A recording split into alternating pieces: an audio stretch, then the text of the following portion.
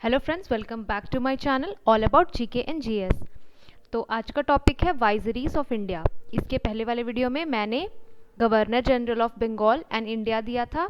उसके बाद सारे वाइजरीज आए थे इंडिया में, और उसके बाद कैसे कैसे इंडिपेंडेंस की ओर सारा वाइजरीज एक एक करके आया था, वो मैं इस टॉपिक में दी हूँ। This is one of the most important topic जो आपके किसी भी एग्ज़ाम में बहुत इंपॉर्टेंट है, whether it is SSC, CGL, CHSL, MTS, railway, group D, RRB, any government exam.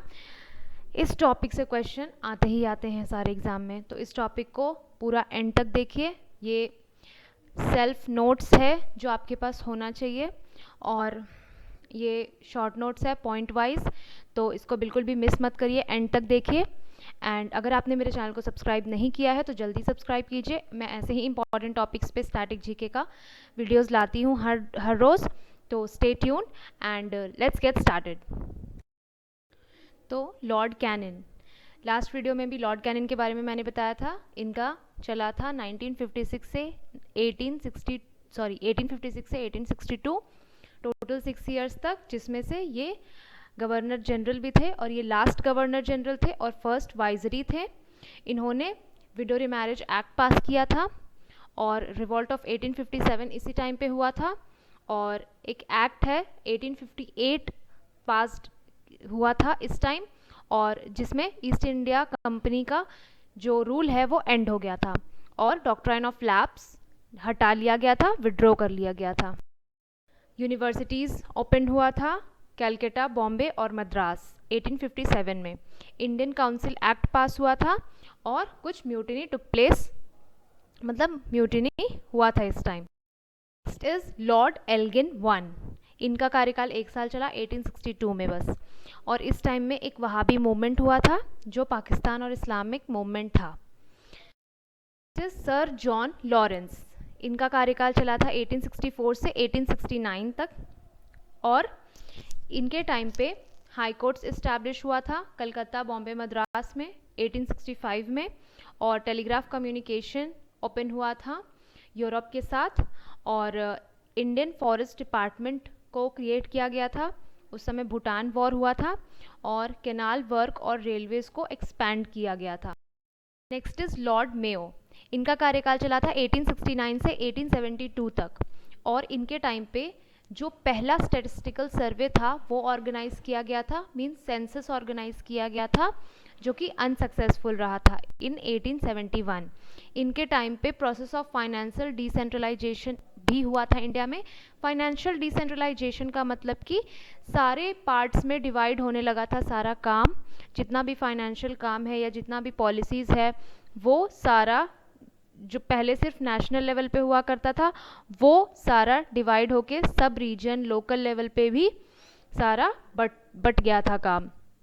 और राजकोट कॉलेज इस्टेब्लिश हुआ था काठियावाड़ में, और मेयो कॉलेज इस्टेब्लिश हुआ था अजमेर में। किसके लिए? इंडियन प्रिंसेस के लिए।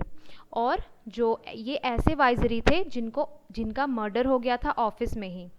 ये क्वेश्चन आता है by the Pathan convict in the Andamans in 1872, और इनके टाइम पे स्टेट रेलवेज का भी इंट्रोडक्शन हुआ था। मतलब कि पहले तो बहुत दूर दूर चलती थी ट्रेन, सिर्फ बॉम्बे टू थाने चलती थी, और फिर इनके टाइम में सारे स्टेट रेलवेज का इंट्रोडक्शन हुआ था। Next is Lord north broke. इनका कार्यकाल चला था 1872 से 1876 तक, और इनके टाइम पे कूका रिबेलियन हुआ था पंजाब में। Next is Lord Lytton. इनका कार्यकाल चला था 1876 से 1880 तक। इनको बोला जाता था viceroy of reverse character. Reverse character इसलिए बोला जाता था क्योंकि इनका कोई भी पॉलिसी बिल्कुल भी काम नहीं किया था, सारा पॉलिसी इनका फेल हो जाता था, इसीलिए ये इन्होंने वाइजरी जैसा कुछ काम नहीं कर पाए, इसीलिए इनको वाइजरी ऑफ रिवर्स कैरेक्टर बोला जाता है।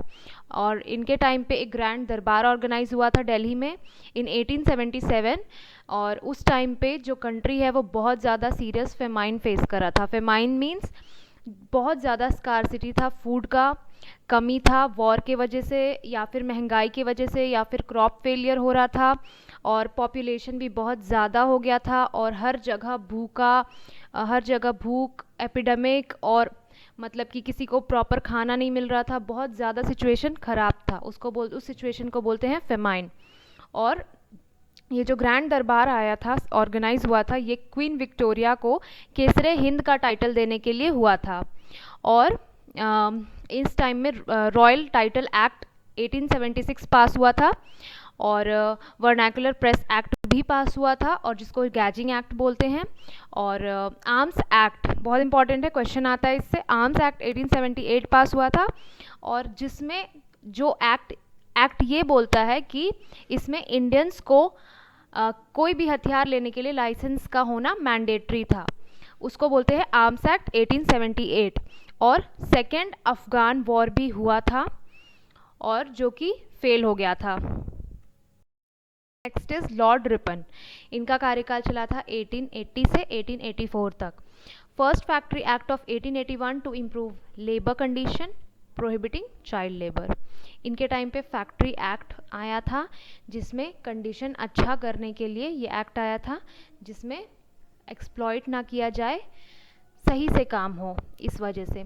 और फर्स्ट कंप्लीट सेंसस, इनके टाइम पे कंप्लीट सेंसस हुआ था, जो उस टाइम फेल हो गया था, वो अभी कंप्लीट हुआ। और local self government was introduced, इसीलिए इनको कहा जाता है father of local self governance. अगर क्वेश्चन आए कि who is called as the father of local self governance, तो आंसर होगा लॉर्ड रिपन। तो और वर्नैकुलर प्रेस एक्ट का रिपेल हुआ था, रिपेल मतलब कि बंद होना। Hunter commission was appointed by sir William Hunter, और एक हंटर कमीशन आया था जो कि सर विलियम हंटर के द्वारा आया था, जिसमें प्राइमरी और सेकेंडरी एजुकेशन को इम्प्रूव करा गया था। और इल्बर्ट बिल कंट्रोवर्सी 1883 ये आया था, जिसमें Indian district magistrates to try European criminals. Next Lord Dufferin. Lord Dufferin का कार्यकाल चला था 1884 से 1888 तक, और इनके टाइम पे इस्टेब्लिशमेंट हुआ था किसका? इंडियन नेशनल कांग्रेस का। बहुत इंपॉर्टेंट है, 1885 में हुआ था। और थर्ड बर्मीज वॉर हुआ था 1885 से 1886 तक। Next is Lord Lansdowne. इनका कार्यकाल चला था 1888 से 1894 तक, और इनके टाइम पे फैक्ट्री एक्ट पास हुआ था, जिसमें कि एक रूल बन गया था कि वीकली हॉलीडे मिलेगा सबको, और टाइम पे वर्क और टाइम बांध दिया गया था वुमेन और चिल्ड्रन के लिए। स्टिपुलेटेड टाइम में ही वो लोग काम करते, और उनको ऐसे दिन रात नहीं काम कराया जा सकता था, एक स्टिपुलेटेड टाइम में तक ही काम कराया जा सकता था। इंडियन काउंसिल्स एक्ट पास हुआ था 1892 में। सिविल सर्विस वो divided into imperial, provisional and subordinate services. जो सिविल सर्विस है उसको 3 भाग में बांटा गया था, imperial, provisional and subordinate services. Appointment of Durand commission, Durand commission का अपॉइंटमेंट हुआ था। Is Lord Elgin two. इनका कार्यकाल चला था 1894 से 1899 तक। इस टाइम में बहुत ज़्यादा, 1 साल तक बहुत ही बड़ा फेमाइन आ गया था। फेमाइन मैंने एक्सप्लेन कर दिया है, बहुत ज़्यादा सिचुएशन ख़राब था 1896 से 1897 तक। और उस समय लेऑल कमीशन आया था फेमाइन के बाद, और इस्टेब्लिश हुआ था 1897 में। और मुंडा अपराइजिंग भी आया था 1899 में।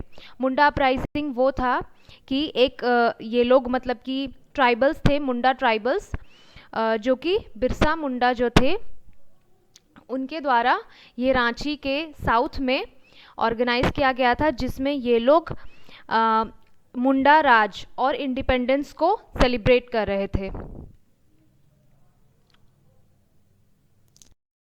Next is Lord Curzon. वो सारा उतना इम्पोर्टेंट नहीं था, इसीलिए मैंने डिटेल में नहीं बताया। और लॉर्ड कर्जन इम्पॉर्टेंट है। ये इनका कार्यकाल चला था 1899 से 1905 तक। कलकत्ता कॉरपोरेशन एक्ट पास हुआ था।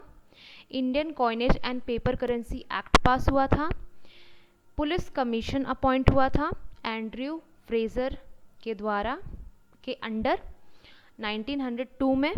Also setup the universities commission, universities commission भी सेटअप हुआ था, जिसमें इंडियन यूनिवर्सिटीज़ एक्ट पास हुआ था।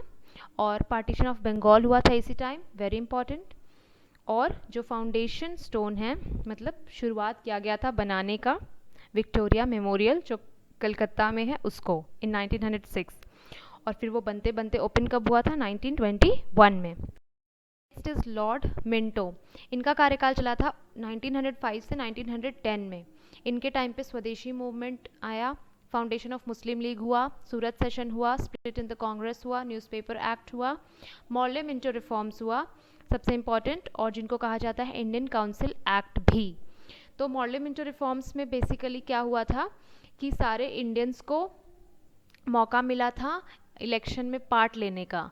ये बहुत अच्छा फैसला था, और जितने भी बाकी विधान परिषद थे या फिर जो भी केंद्रीय के सदस्य थे, वो लोग को भी सीमित अधिकार दिया गया था। सिर्फ लिमिटेड लोग को इलेक्शन में पार्ट लेने का अलाउड नहीं था, सब लोग को बराबरी का हिस्सा मिल रहा था। Next is, and one more point is, Lord Minto is also known as father of communal electorate in India.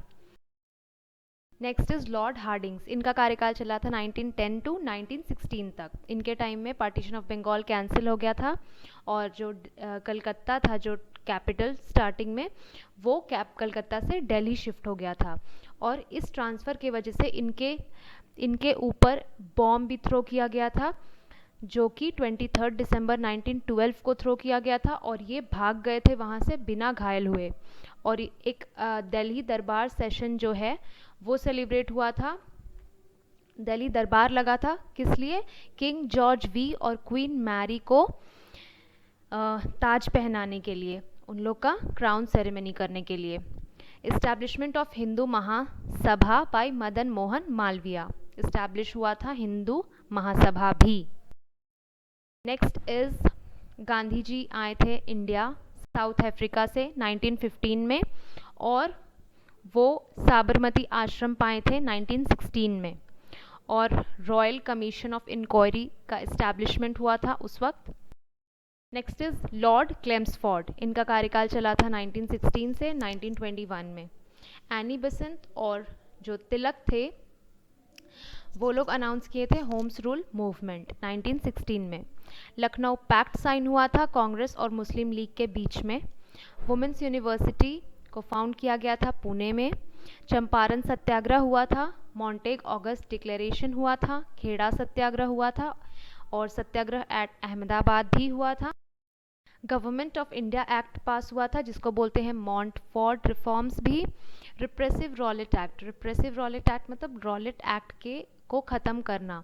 Rowlatt act basically क्या था, जिसमें जो पुलिस थे उनको अधिकार मिल गया था कि किसी भी वे में किसी को भी अरेस्ट कर लेना कभी भी, तो ये पावर दे दिया गया था रॉलेट एक्ट में पुलिस को, जिसको हटाना था गांधी जी को, और जिसकी वजह से गांधी जी ने सारे पीपल को जमा किया था और इस रॉलेट एक्ट के खिलाफ सत्याग्रह मूवमेंट स्टार्ट किया था। जालियनवाला बाग मैसेकर हुआ था इस टाइम, और हंटर कमीशन का अपॉइंटमेंट हुआ था जालियनवाला बाग को रोकने के लिए। खिलाफत मूवमेंट इस्टेब्लिश हुआ था, नॉन कॉपरेशन मूवमेंट इस्टेब्लिश हुआ था। लॉर्ड रीडिंग, जिनका कार्यकाल 1921 से 1926 तक चला था, इनके टाइम में प्रेस एक्ट और रॉलेट एक्ट को रिपेल किया गया था, ख़त्म करना चाह रहे थे। वॉयलेंट मोपाला रिबेलियन हुआ था इस टाइम पे केरला में। चौरी चौरा इंसिडेंट हुआ था। स्वराज पार्टी का फाउंडेशन हुआ था। राष्ट्रीय स्वयं सेवक संघ का भी फाउंडेशन हुआ था। ये एक तरह का ऑर्गेनाइजेशनल बॉडी था। और काकोरी ट्रेन डकैती जो हुआ था वो अगस्त 1 1925 में हुआ था। स्वामी श्रद्धानंद का मर्डर हुआ था।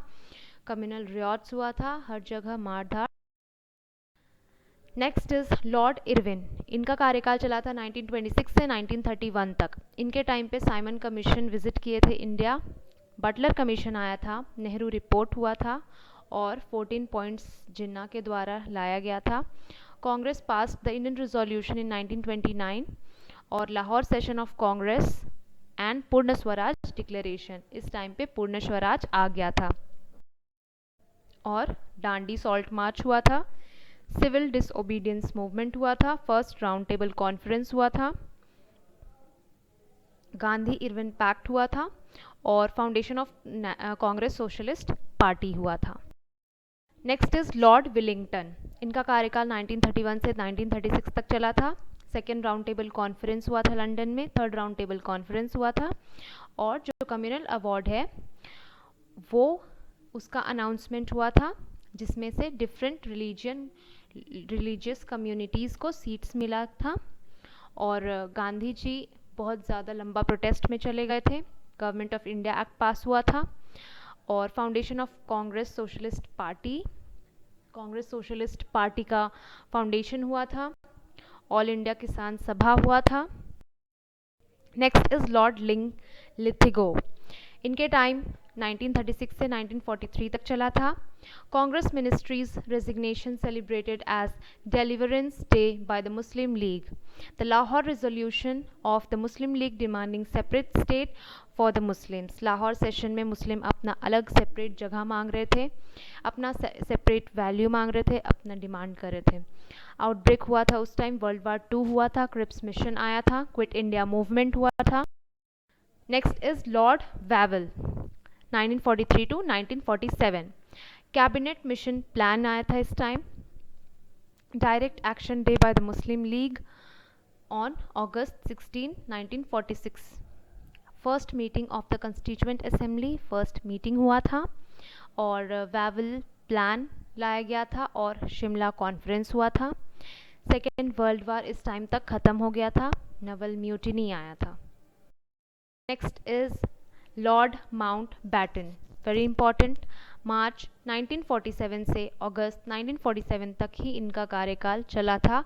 इसके बाद ये first governor general of free India बन गया था।